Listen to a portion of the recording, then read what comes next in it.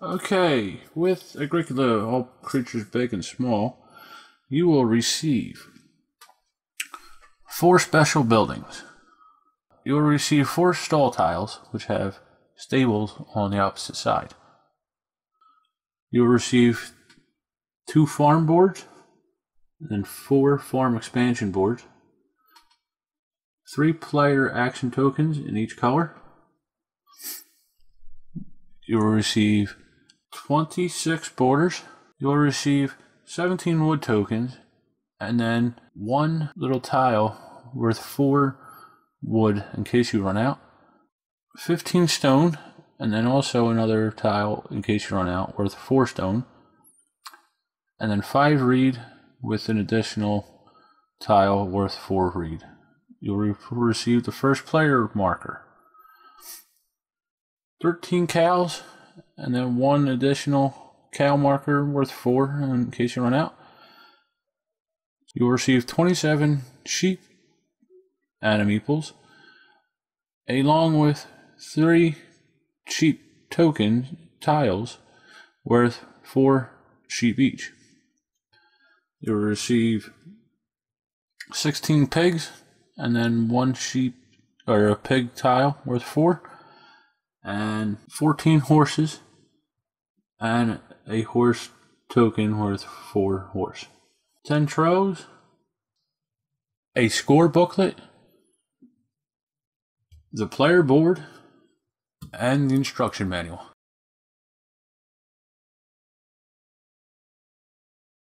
Okay, here's the board.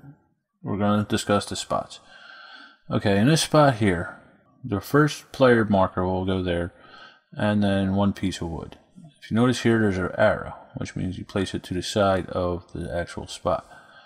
So, if a person were to place their marker on that spot, they would take the wood and then become the first player. Now, at the end of the round, when you do your refill phase, if there was already a piece of wood there, you would add 1 more piece of wood to the pile. Okay, over here you have 3 pieces of wood. So if a player puts their marker there, they get 3 pieces of wood. And again, at the end of the round, you would place 3 more pieces of wood there. Over here we have stone. Okay, so you place 1 piece of stone there in the beginning, and thereafter, if nobody takes this piece, you would place an additional piece of wood there. Same here, although it's 2 instead of 1. Okay, here we can spend 1 piece of wood and place 1 border on our farm. Okay, we can do this any amount of times we can until we run out of wood. Alright, for this spot here, you will get 2 borders that you can place on your farm for free. And then for each additional border you wish to place, you have to pay 2 stone. If we place our player marker here, we will receive 1 wood, 1 stone, and 1 reed. In this spot here, if we place our player marker there, we would take as many number of borders there are there, plus 1 expansion board until the boards run out. And to refill it, you would simply take 1 more from the pool and place it there next to it. This spot here, if we were to place our player marker there, and we spend 3 stone and 1 reed, we will be able to place a stall on our farm boards. Okay, for this spot here, if we place our player marker there, we would be able to get 1 trough for free and place it anywhere on our board. And then also, if we pay 3 pieces of wood, we can place 1 trough on our board. We can do that as many times as we want. So now, if we were to place our player marker on this spot here, we will be able to take 1 piece of reed. Okay, now at the end of the round, when we do the refill stage, we will add 1 sheep there because there's an arrow. And then if we went there the next turn, we could take both the sheep and the piece of reed. Over here if we place our marker there, we could take the one pig that is there. And again, on the refill stage, it tells us we place one sheep on that spot because of the arrow. Okay, so if we were to place our marker here on this spot, we would pay 5 wood and 5 stone. Okay, that would allow us to upgrade our stall to a stable. Next we have the special buildings. This is the only spot on the board that allow each player to place their marker on one of the spots. Any other spot on the board only allows you to do one player per action. Okay, so for the special building, we can buy the storage building, the open stables, the half-timbered house, or the shelter for the price that is noted up here up top. Okay, now if we place our player marker on this spot, we would receive a cow and be able to place them on our board. If there is a cow on there at the end of the phase, at the end of the turn, you would then place a pig on there because of the arrow. If we were to place our marker here, we could take the one horse. At the end of the round, you will place one sheep on there because the arrow is there. Here we have our worker tokens. We will place them on the board in various spaces to gain either resources or to build certain items such as buildings, borders, or troughs, or to buy animals or expand our farms. Once we collect our 3 different types of resources, which are wood, stone, and reed, we will be able to spend them in various combinations in order to build buildings or borders. If the general pool ever runs out of resources, there are these tokens worth 4 of each resource each that we can use instead of each resource. Okay, so throughout the game we will be spending our resources to buy certain items such as borders. The borders are used to place around these grassland areas to create a pasture. The pasture will hold animals. Now you can only hold one type of animal in each pasture, and you can only hold 2 animals in each pasture without a trough. Down here in the corner of the building here, you will see a number and a red fence. That will tell you that you can also put animals in that building. Okay. Now, if the pool ever runs out of our animals, one of the 4 types, either the cow, horse, pig, or sheep, we have these tokens that will allow you to replace them and use the actual wooden meeples in the game. Okay, and each one's worth a value of 4, just like the resource tokens. So now we can also spend our resources to buy troughs, and what these do is allow us to double the amount of animals we can hold in one section of a pasture that is enclosed. Okay, it also allows us to double the amount of animals that we can hold in a building. Now, if a pasture is not enclosed, you cannot hold animals there. They are considered to run away. The reason for raising animals is that at the end of the game we will collect victory points for a certain number of each animal. We can expand our farm with the expansion tiles, which, if we totally utilize all 3 spaces on each board, we will gain extra points at the end of the game also. Also in Agricola, all creatures big and small we could buy different buildings. And as you see up here, this is the stall. At the end of the game, it's worth 1 victory point, and it can hold 3 animals.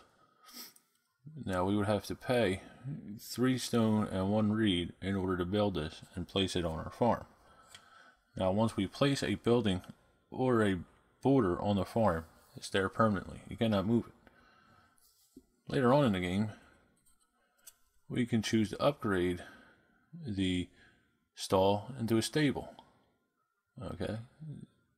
In the corner here, you see a picture of the stall. That means we have to replace a stall with the stable. We cannot just put the stable out by itself. It would have to be a stall first, and then we would flip it over. So now, the stable is worth 4 victory points at the end of the game. It can hold 5 animals, and it costs 5 wood and 5 stone. Also throughout the game, we will be able to purchase special buildings. So this one, for instance, is the open stable. We must have a stall on the board to replace it with, and it will be worth 2 victory points at the end of the game. We will immediately place either a horse or a cow in the stable, and we can hold up to 5 animals in there. It will cost 3 wood and 3 stone to purchase this.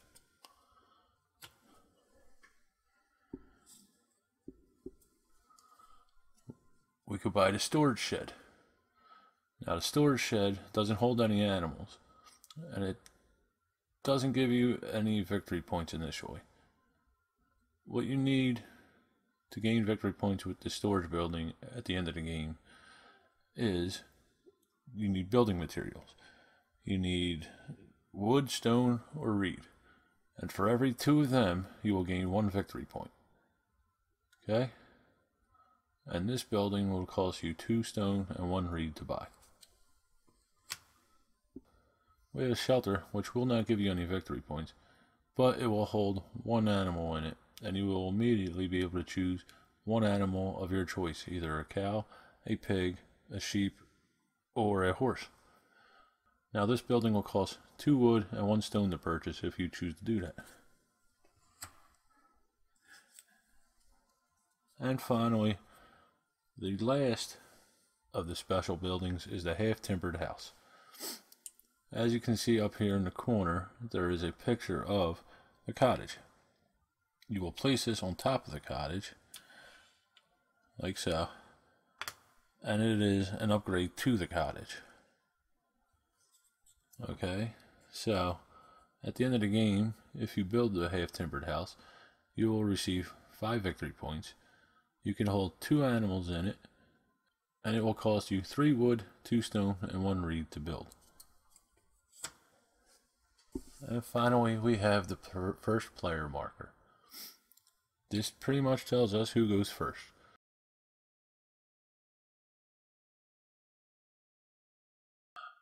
To set up all creatures big and small, you will first place the player board in the center of the table. Next, you will place the 4 special buildings next to the board, along with the 4 stall tiles. Then you will place the 4 farm expansion boards next to the expansion spot here, along with 8 of the borders. You will then give each player their farm board with the road facing down. You give each player their player tokens. Each player will receive 9 borders. You're supposed to have a general pool of the 3 resource tokens and the 4 enemy pool tokens, but to save space for the playing area, I'm just going to do this off camera. And finally, you'll set the 10 troves next to the board. As you can see, there are arrows next to certain player spots on the board. On these spots, you will place the number of resources or animals next to that spot. Okay, so here, for instance, it says 3 wood. You place 3 wood on the spot next to that. And this applies to all the spots around the board with that arrow next to it. Here we have It says 1 wood with an arrow, so we place the wood next to it. And also for now, the starting token, the first player token. Okay. Here we have 1 wood, or 1 stone. We'll place 1 stone next there. Next one we have 2 stone. This also has an arrow on it, so we'll place 2 stone next to the arrow. Down here we have 1 border.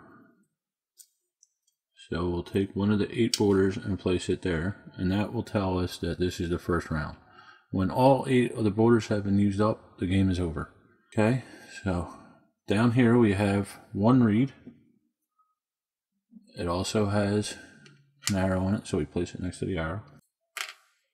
1 pig, 1 cow, 1 horse. And we are now ready to start the game.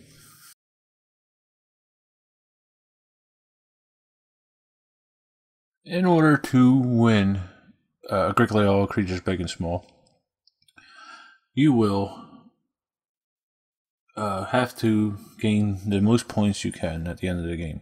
This is done in 2 ways. You get points by buildings that you buy throughout the game, or by the animals that you breed in your farm. You will place your player tokens on spots throughout the game board and take the resources needed. Okay, and this will go back and forth between the 2 players. Okay.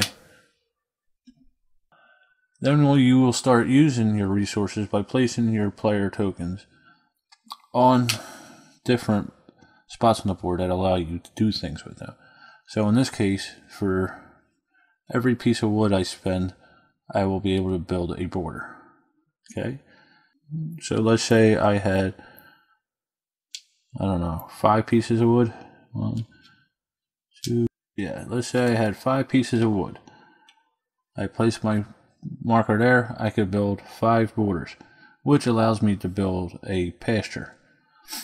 Now in this pasture, on my next turn, I could take one of my player tokens and place it there and grab a horse. If I build a trough here, I could put 4 horses in this spot instead of just 2. Once both people have placed all their markers, you'll go in the second phase of the round, which is where your people go home for the night.